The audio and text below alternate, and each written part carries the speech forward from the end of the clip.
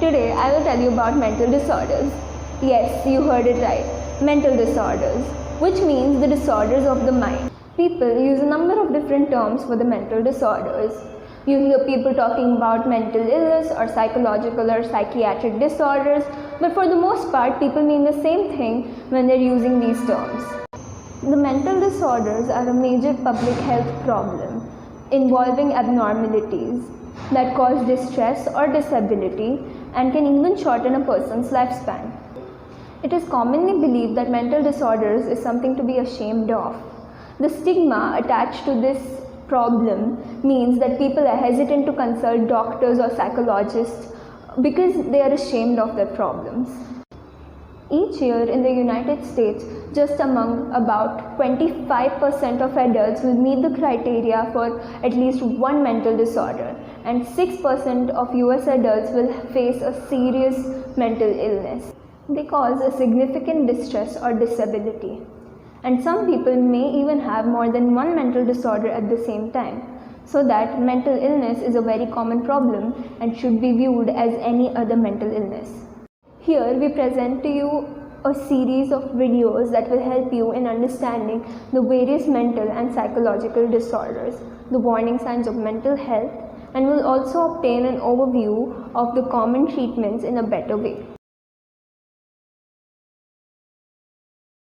Hi everyone, I'm Varsharia and today I'm going to talk about depression. I'll be talking about what it is, its symptoms, its causes, and its treatment. I'll also be talking about a few myths and their facts. What is it? Feeling sad from time to time is normal and a part of life. But when extreme sadness and hopelessness take over us to not even let us function, it may suggest that we're suffering from depression. More than just being sad, it changes how we think, feel, and even function on a daily basis. It interferes with our ability to work, study, eat, sleep, and even enjoy life. Just getting through one day can be extremely overwhelming. A few myths and their facts. Myth 1: Depression is not a real illness. The truth is that depression is a very serious mental illness that rarely interferes with a person's life. Myth: You can simply snap out of it. The truth is that there are many steps taken in overcoming depression, including therapy, medication, and preventive steps. Myth: It happens because of a sad situation. The truth is that it has many causes, such as abuse, hormonal change, sudden loss of a family member, and even happy events can lead to depression. Myth: Talking about it only makes it worse. The truth is that talking about it actually helps a lot of people. It's called talk therapy or counseling.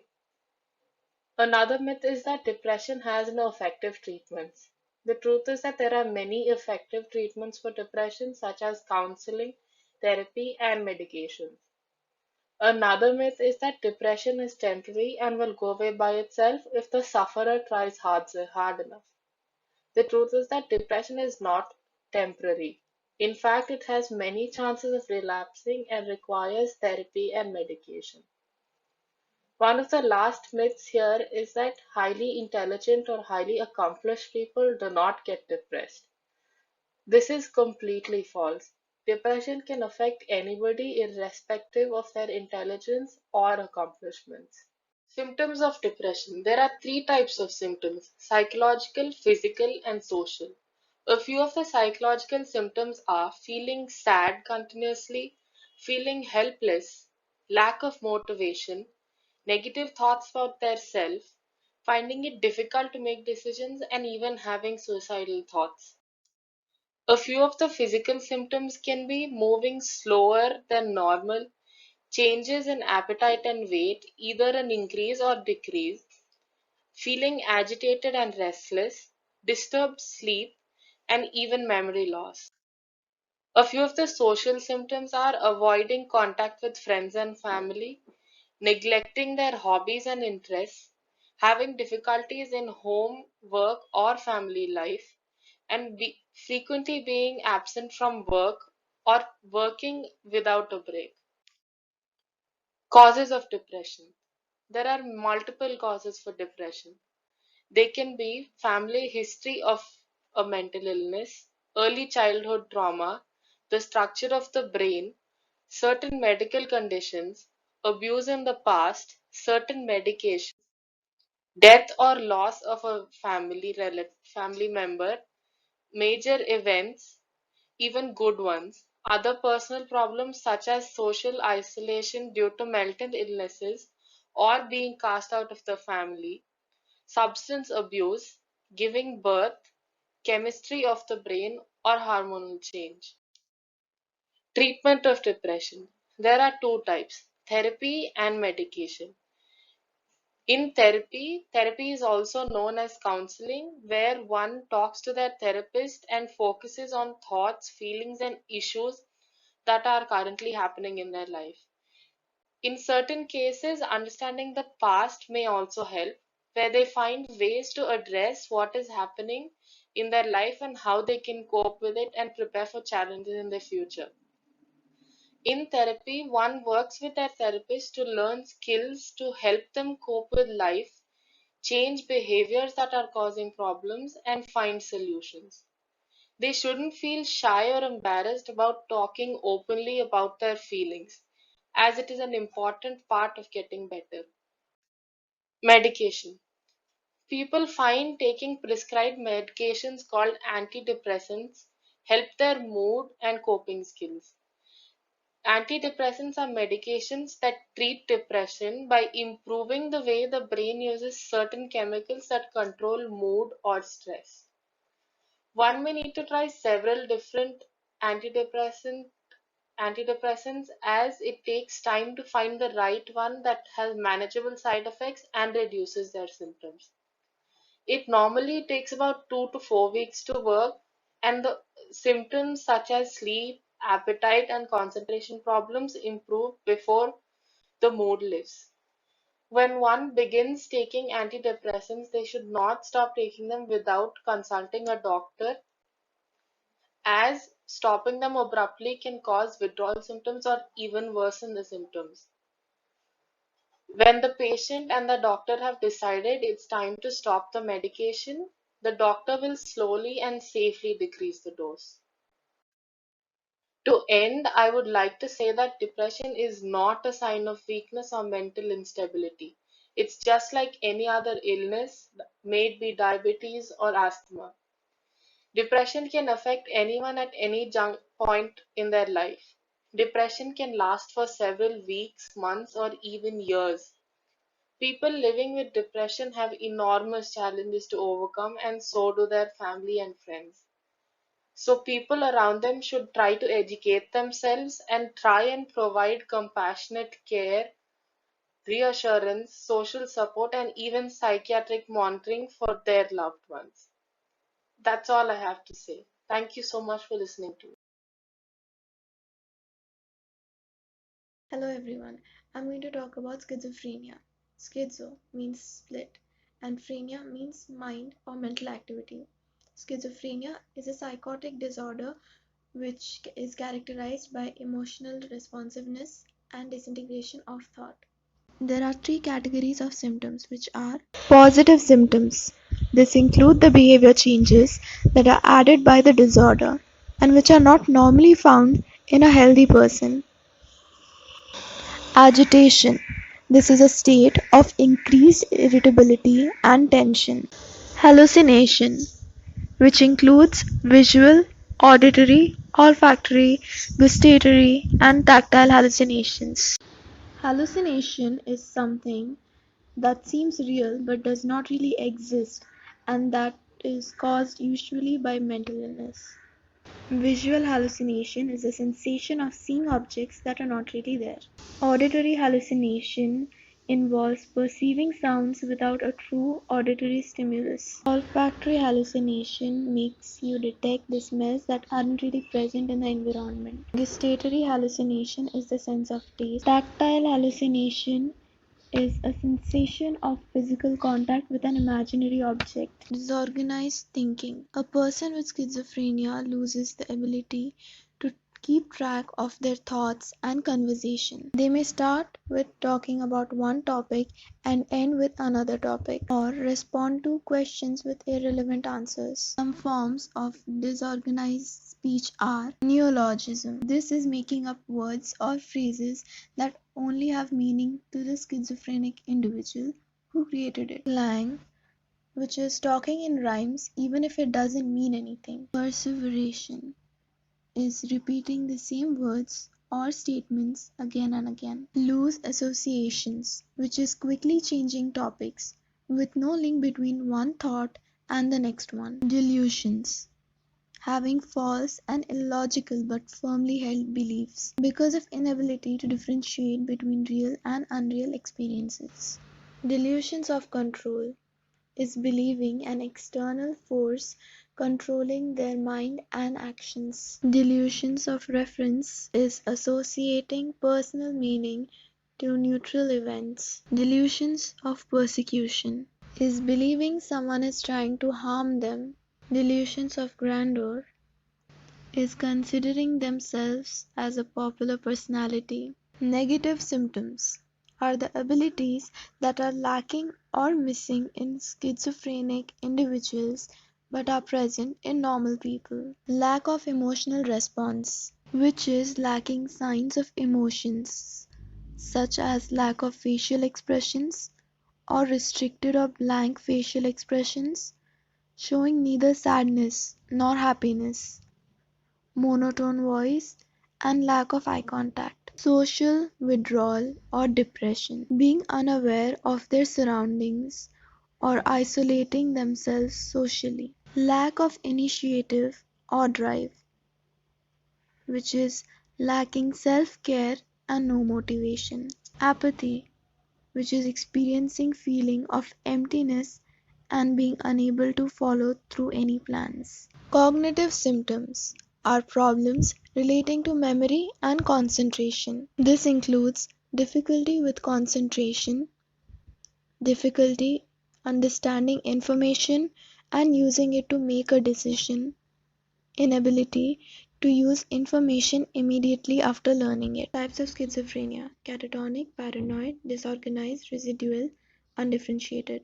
Let's talk about the first three in detail. This person has catatonic schizophrenia, which is attributed with disturbances in movement as well as extreme behaviors. This has two categories: catatonic stupor and catatonic excitement. In catatonic stupor, there is a dynamic reduction in activity in which virtually all movements stop and the affected person cannot move, respond, or speak. Catatonic excitement, which is characterized by hyperactivity or overexcitement. In this, the affected individual may mimic movements or sound around them.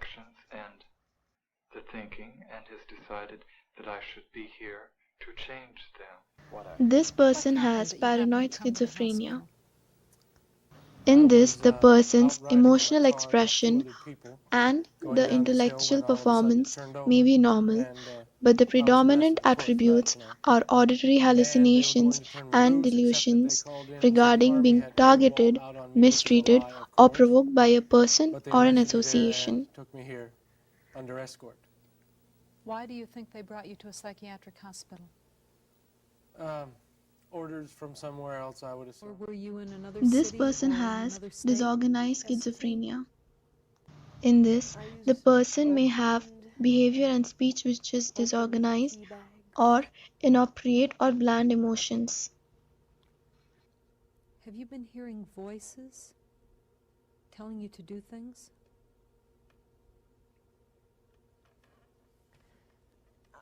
I know what the voice box is used for. Can you tell me? Hot and cold. I came for you. I came for you because you are the one. It's you. You are the one I came for. You Stop it. are the one. It's you. It's you I came for.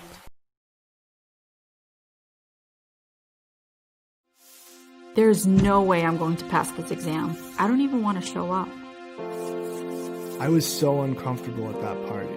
It was hard for me to breathe, and I got all sweaty. I had to leave. I won't go to sleep or leave the house unless I've made sure the stove is off and the doors are locked. Sometimes I do this 3 or 4 times. I have to get to the airport 5 hours early. You just never know what might happen.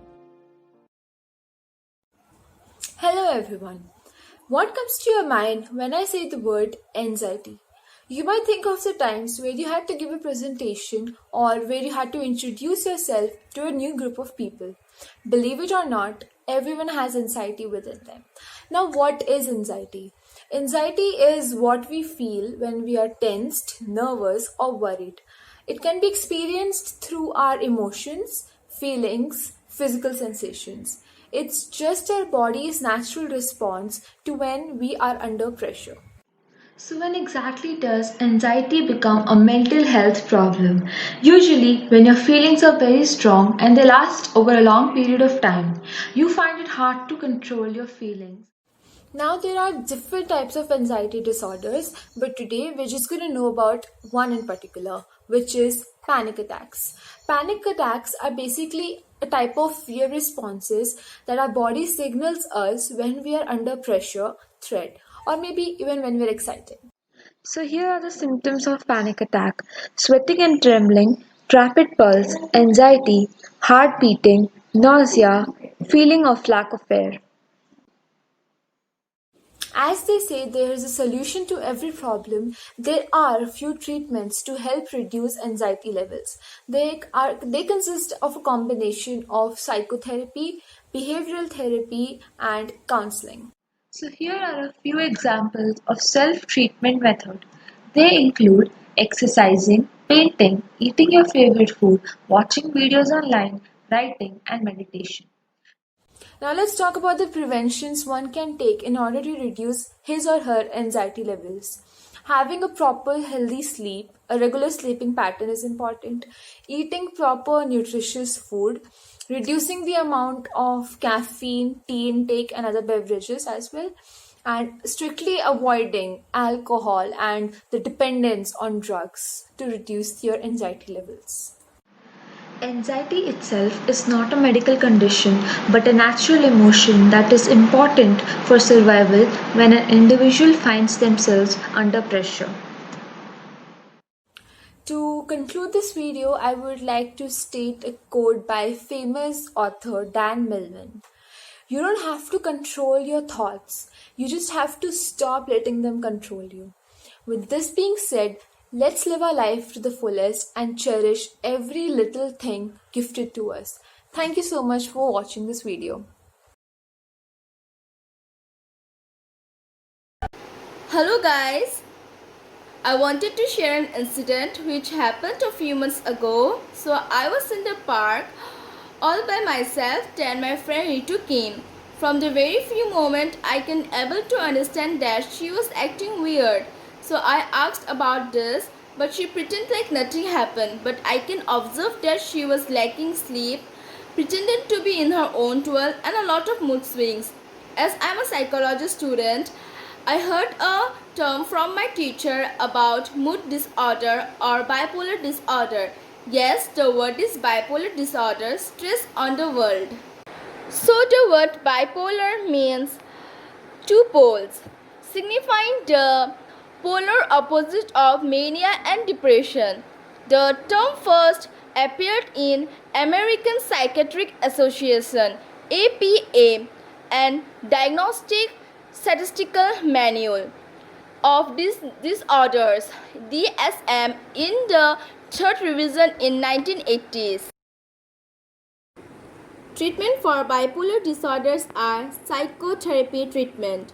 Psychotherapy treatment may include cognitive behavior therapy. So cognitive behavior therapy is a type of talk therapy. You and a therapist talk about ways to manage your bipolar disorder. They will help you come up with a positive coping strategy. Manic episodes may include symptoms such as high energy, reduced need for sleep, and loss of touch with reality. Depressive episodes may include symptoms such as low energy, low motivation, and loss of interest in daily activities. Mood episodes last days to months at a time and may also be associated with suicidal thoughts. People may experience People may experience mood swings, anxiety, anger, loss of interest, hopelessness, unwanted thoughts, delusion, lack of concentration, racing thoughts, slowness in activities.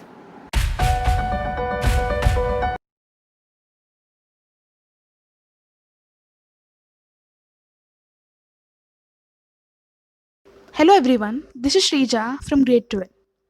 Friends, we often come across the term personality in our daily life. But do we actually know the meaning of personality? Don't worry, I'm here to explain you about the meaning of personality and different types of personality disorders. So here you go with my topic for today, which is personality disorders. So first, let's try to understand the meaning of personality. Personality is the combination of characteristics which makes us relatively distinctive individual. Now, what do we mean by personality disorder? Personality disorder is a mental disorder in which there is a rigid and unhealthy way of thinking, perceiving, and obtaining information. So, now let's get started with the topic. Now, let's talk about personality disorders in detail. The personality disorders are categorized into three clusters: Cluster A, Cluster B, and Cluster C. Let's look into each one of them. The cluster A contains paranoid personality disorder, schizoid personality disorder, and schizotypal personality disorder. The symptoms of paranoid personality disorder are distress and suspicion of others and their own motives, belief that others are trying to harm or deceive them, and they even have suspicion of the loyalty or trustworthiness of others. So these people, they generally face trust issues with the people in their surroundings, and they cannot trust any person easily. Next, schizoid personality disorder. The symptoms of this disorder are lack of interest in social or personal relationship, limited expression of emotions, that means they cannot express themselves, and inability to take pleasure in most of the activities. So these people find it very difficult to socialize with others, and they're not comfortable in socializing. Next is schizotypal personality disorder. So, the symptoms of this are odd perceptual experiences, inappropriate emotional responses, and social anxiety and discomfort with relationship. Moving on to cluster B personality disorders, they contain antisocial personality disorder, borderline personality disorder, histrionic personality disorder, and narcissistic personality disorder. Let's look into each one of them in detail. Antisocial personality disorder. So, the people having this always have a disregard for others' needs and feelings. They always have a habit of lying and stealing. They violate the rights repeatedly, and they even show aggressive behavior towards others. Borderline personality disorder. The symptoms are unstable or fragile self-image. So basically, we can say they have a very low self-confidence. They even face unstable relations. They have frequent mood swings. They even show suicidal behavior, and they even have anger management issues. Next is histrionic personality disorder. So the people who have this disorder, they try to seek attention constantly. They are excessively emotional, and they can be easily influenced by others, and they have excessive concern about their own physical appearance. So these are some of the symptoms of histrionic personality disorder. Moving on, narcissistic personality disorder. So these people have a belief that they are special and more important than others. They also have fantasies about power, success, and attractiveness. They always exaggerate their achievements and talents. and they even have arrogant behavior towards others. Next, cluster C personality disorders contains avoidant personality disorder, dependent personality disorder, and obsessive compulsive personality disorder. So, the avoidant personality disorder symptoms are the people are too sensitive to criticism or rejection. They feel inadequate and unattractive, and they always avoid work activities. They isolate themselves socially, and they face extreme shyness in social situations. So, we can say they have trouble interacting socially. Next is dependent personality disorder. The symptoms are excessive dependence and submissive behavior towards others. They always feel the need to be taken care of. They lack self confidence, and they even tolerate poor treatment. They never complain or raise their voice against poor treatment. And we have obsessive compulsive personality disorder. The symptoms are extreme perfectionism. They always want all the things to be perfect. They're rigid, stubborn. They are very particular about punctuality. They neglect family, friends, and enjoyable activities as they give prime importance to their work. We need to note that obsessive compulsive personality disorder is not the same as obsessive compulsive disorder, which is a type of anxiety disorder. So there's a lot of difference between the two. So let's talk about the causes of personality disorders. The first one is genes. So certain personality traits, which are the causative agents for the personality disorders, they may be passed on from the parents to the progeny. So genes can play a major role in the development of this personality disorder. The next cause is environment. Environment, in the sense, the surroundings in which people grow up, their the past life events, and the relationship with family and others. So these are the two major causes of personality disorders. We can say the combination of genes and environment makes you vulnerable to developing the disorder.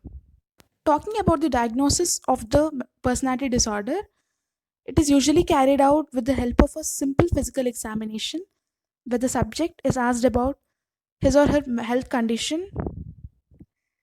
The next way is through psychiatric evaluation, where there's a discussion on person's thoughts, feelings, and emotions.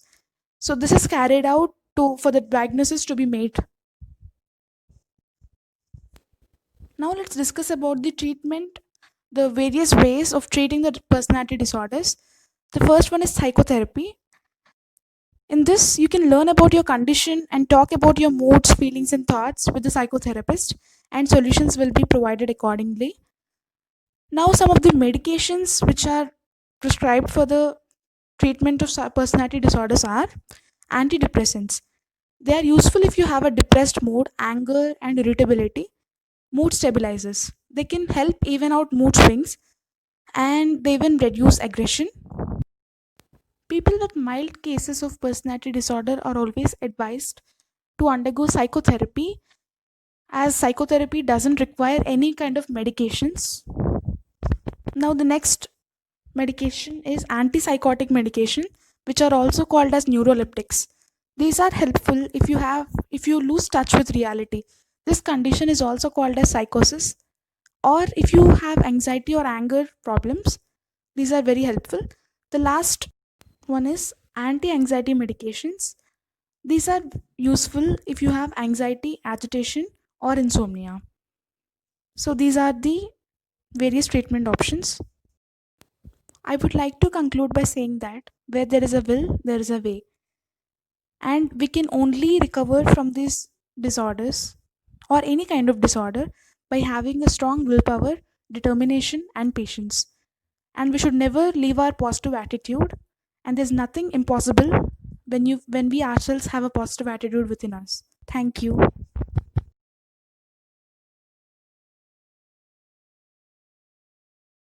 Hello everyone, I am Anika Nandedkar of class 12B and today I'm going to be talking about phobias. So, what is a phobia? Well, in simple words, a phobia is a type of anxiety disorder that causes an individual to go through extreme and irrational fear of places, objects, or people, etc. But today we're going to be talking about entomophobia and arachnophobia. So, what is entomophobia? Well, entomophobia is more commonly known as the phobia of insects, and this happens because of the lack of socialization with the environment. Arachnophobia is an intense fear of spiders or spiderphobia.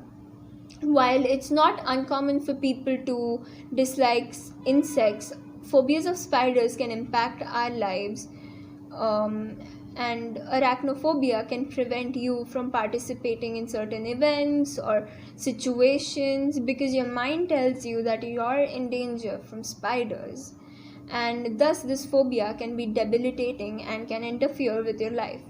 But it's easy enough to work with once you've identified the fear of spiders. Now, what is spiders versus spiderwebs? Well, both the intense fear of spiders and spiderwebs are specific phobias and fall under arachnophobia itself. People may be afraid of spiders but not spiderwebs, while people can also be afraid of spiderwebs but not spiders. So, yeah, it is a kind of specific phobia, and these phobias center around single items compared to other phobias like social anxiety.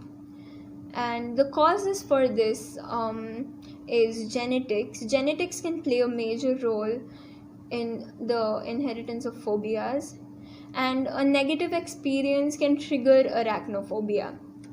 Also, a child can learn a phobia from their parent, for instance, who screams at the sight of an insect.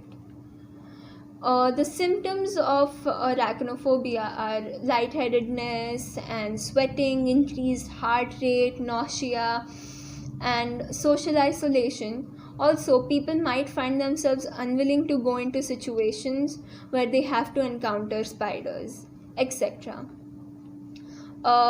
Treatment options for arachnophobia is exposure therapy. Now, this type of therapy is also referred to as systematic desensitization. And in exposure therapy, we basically expose spiders to a person who is afraid of them.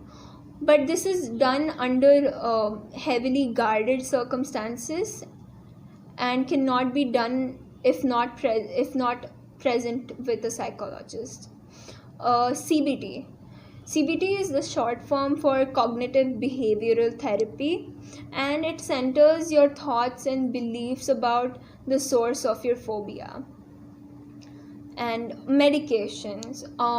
There are no specific medications for arachnophobia, but anxiety drugs and beta blockers and antidepressants can help you with controlling your anxiety with the fear of spiders.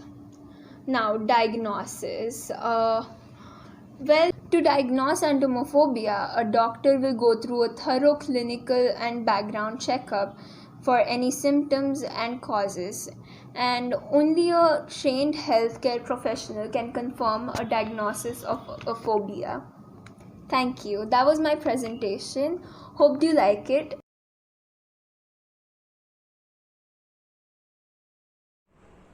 PTSD, a mental illness that most people think is not that common.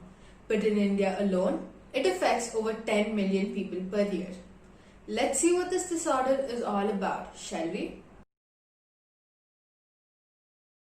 It is a mental health condition that is triggered by trauma. It could include both experiencing it and witnessing it. For example, if you've been in a car crash, or if you've been abused, or if you've seen someone die.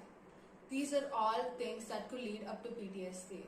The symptoms could be unnoticeable at most times, but in the future it could lead to very serious physical damage. So let's see what these symptoms are. The first symptom of PTSD is intrusive memories. Intrusive memories include having recurrent dreams and reliving that moment like flashbacks. This could also include nightmares, which would lead to emotional distress and having physical reactions to things relating to the trauma. The second symptom is avoidance. You would go to great lengths to avoid the topic of your trauma. You would not talk about it and also avoid places, people relating to the trauma. You would not go to the place that the trauma happened or any place that looks like it. You would not meet people who remind you of the trauma. The third symptom is negative changes in thinking and mood. If you're feeling hopeless about your future, if you have negative thoughts about yourself or people or the world in general, if you have problem remembering things or have difficulty maintaining close relationships, if you're feeling detached from your family and friends, or have a lack of interest in the activities that you once loved, if you're feeling numb, and if you're feeling that you can't express your emotions in a positive way. Now you might be wondering, what are the changes in your physical and emotional reactions? Here's a list of few changes that could possibly happen. You could be startled easily, or you're always on guard, you're always ready to throw a punch. Or you could have a self-destructive behavior, like you drive too fast, or you drink too much, or you smoke, or you try to harm yourself in any other possible way. You have trouble sleeping and concentrating on things. You are always angry or sometimes have random anger outbursts, or you're irritated by small things. You could also have an overwhelming sense of shame or guilt about your trauma, or shame or guilt in general about simple things. These are all symptoms for adults, but what do you think are the symptoms for kids?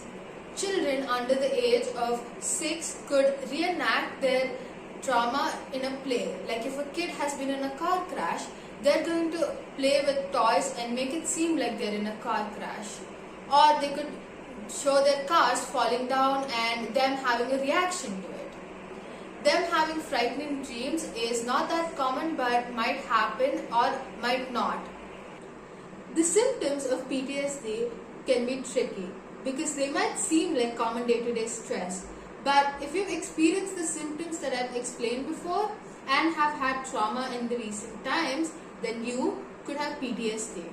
You should probably get checked up by a medical professional because over time these symptoms intensify. You could be threatened by the sound of a car backfiring because it makes you think of combat. Or you could be threatened by a report on TV about sexual assault, which brings back memories of your own experience. So please consult a doctor who could help you get your life back in track and stop these destructive memories from coming back.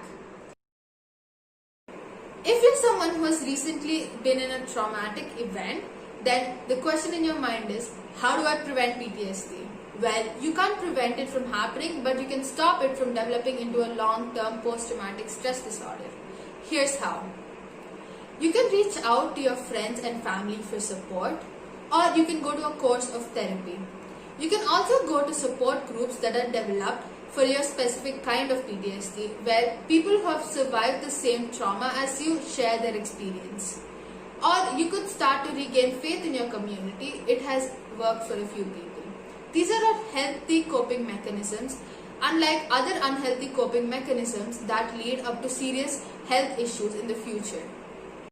Having PTSD can lead up to other mental illnesses like anxiety or depression, eating disorder, or use of alcohol and drugs as an unhealthy coping mechanism.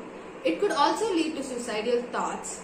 If you're having any suicidal thoughts, I would recommend that you use a suicide hotline, or you go to therapy or see a medical professional.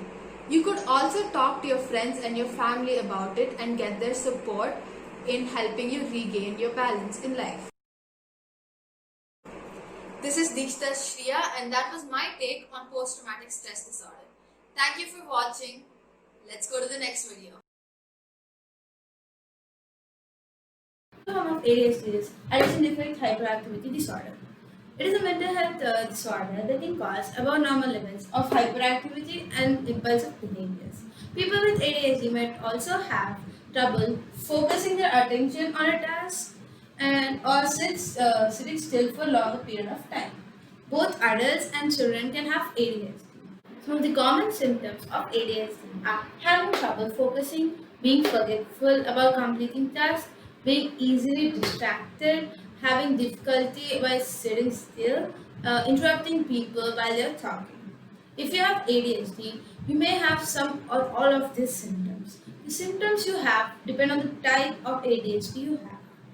There are three types of ADHD: predominantly inattentive, predominantly hyperactive and impulsive type, and combination of both. Firstly, predominantly inattentive.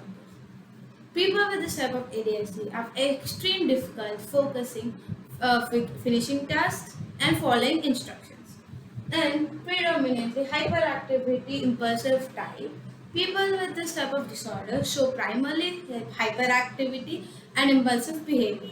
This can include fidgeting, interrupting people while they're talking, not being able to wait for their turn.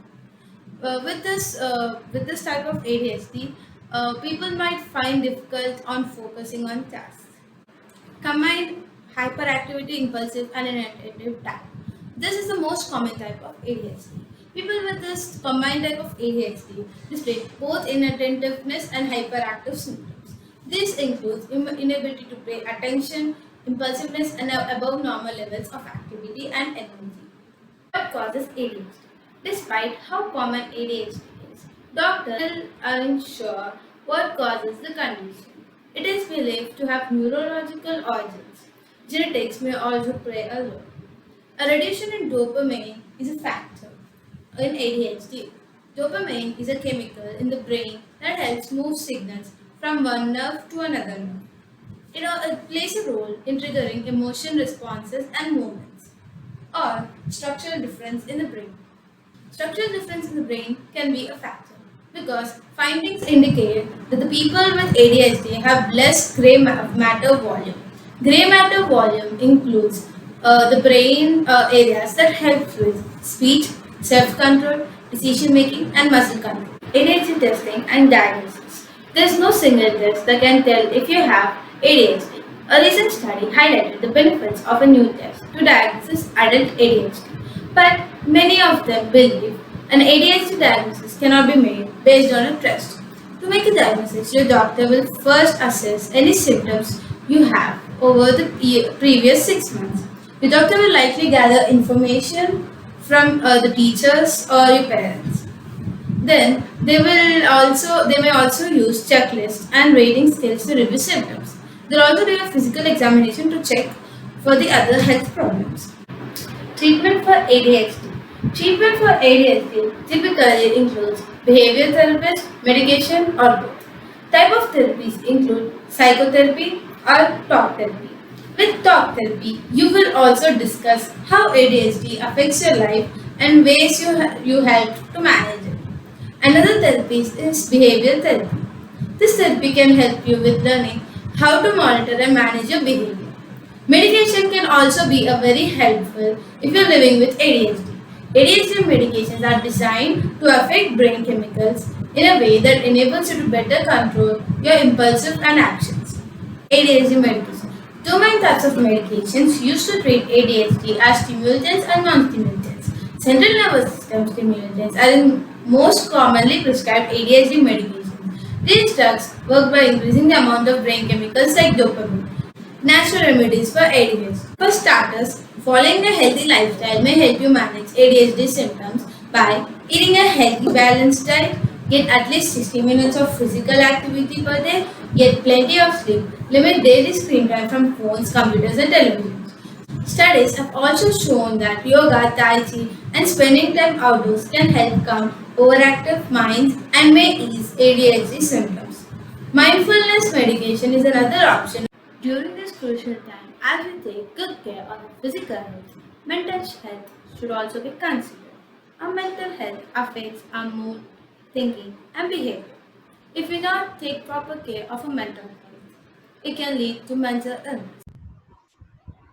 Hello everyone, this is Tanya, and today we'll be talking about eating disorders, and we'll also understand why it is important for us to know about eating disorders and how it can affect one's mental health.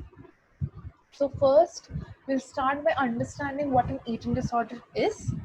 So, an eating disorder is an illness that occurs due to inadequate or irregular eating habits and severe distress or concern about body shape or body weight. Eating disturbances may include inadequate or excessive food intake that can be harmful for one's well being. The most common types of eating disorders are binge eating disorders, anorexia nervosa, bulimia nervosa, etc.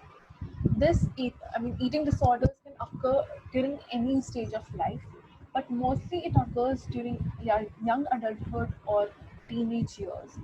It can affect both females and males, but generally affects more females. Next, we'll start by talking about symptoms of an eating disorder. So, first symptom is chronic dieting despite being hazardously underweight. That means that a person who's suffering from an eating disorder and that person is underweight, but still that person is gonna restrict themselves from eating particular types of foods because they feel like they're gonna gain weight and they'll not be able to maintain a particular body shape. Next, we have constant weight fluctuations. That means the person's weight keeps on changing. It doesn't remain same. It might decrease, it might increase. Next, we have obsession with calories and fat contents of food. That means that the person who's suffering from an eating disorder, that person is going to check what all, how many fats are there, calories, everything that person is going to check. And the person will try to restrict themselves from uh, eating those types of foods.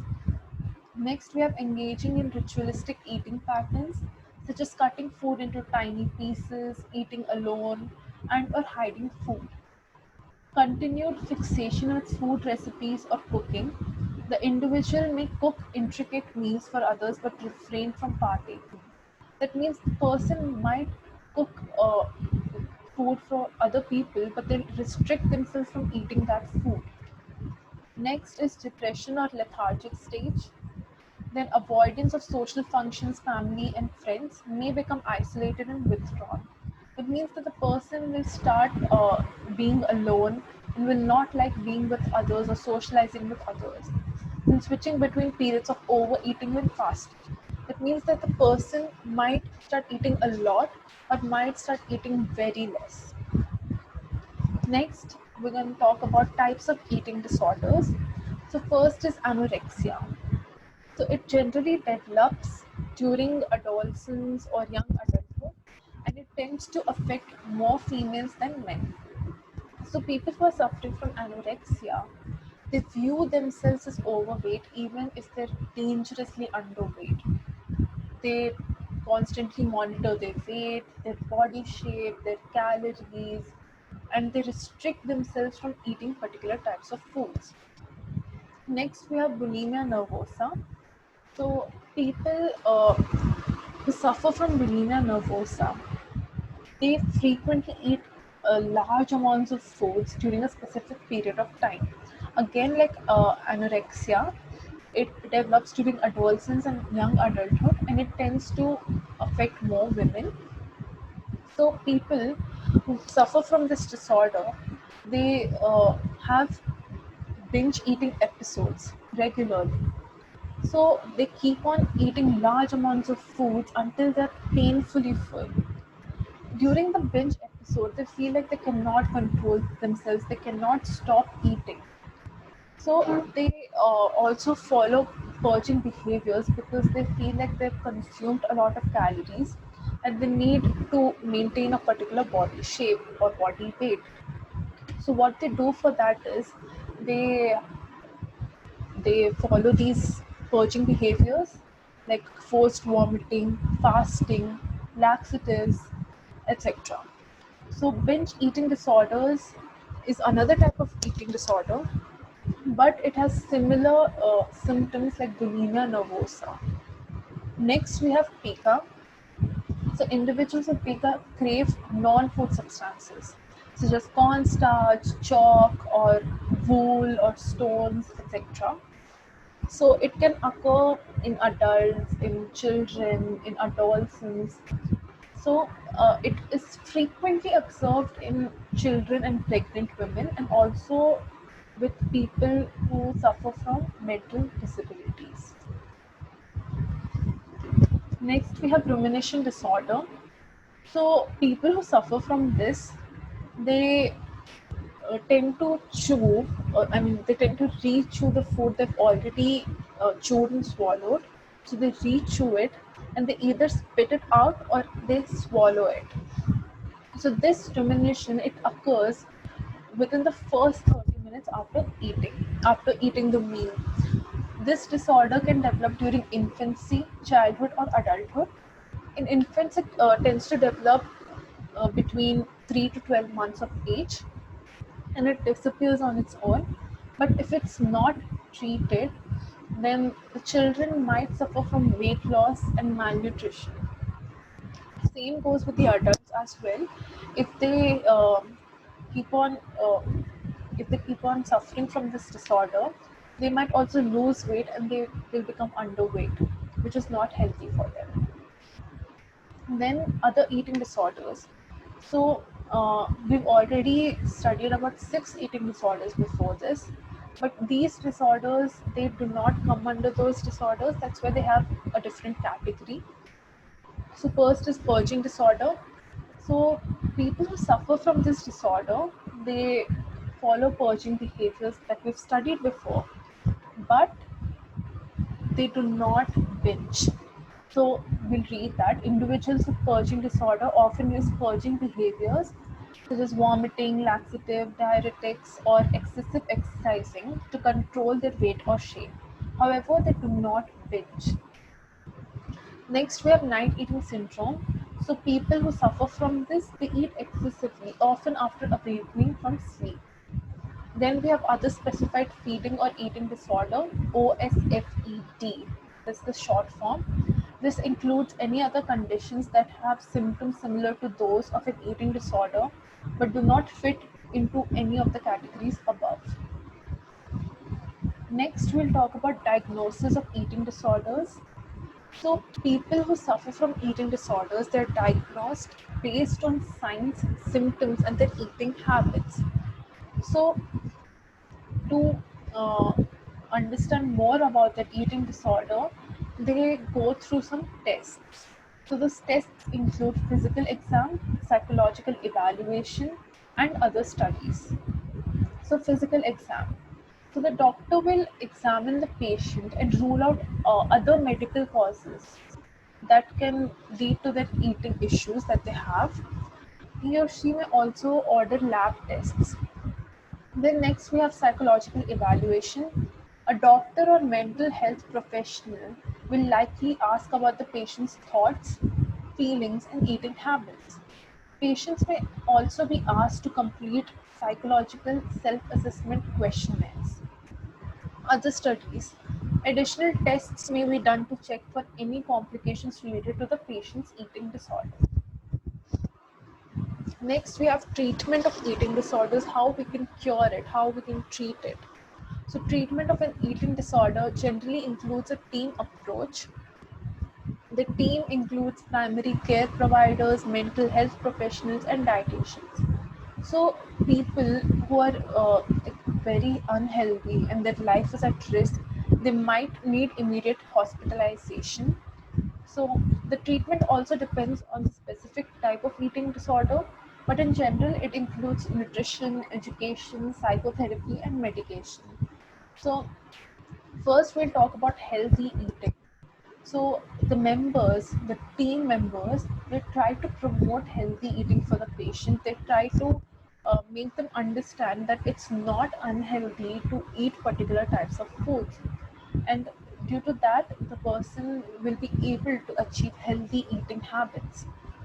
Next, we have psychotherapy. So psychotherapy, also called talk therapy, can help the patient learn how to replace unhealthy habits with healthy ones. Same thing, educating them, making them understand about it, So that helps the patient a lot.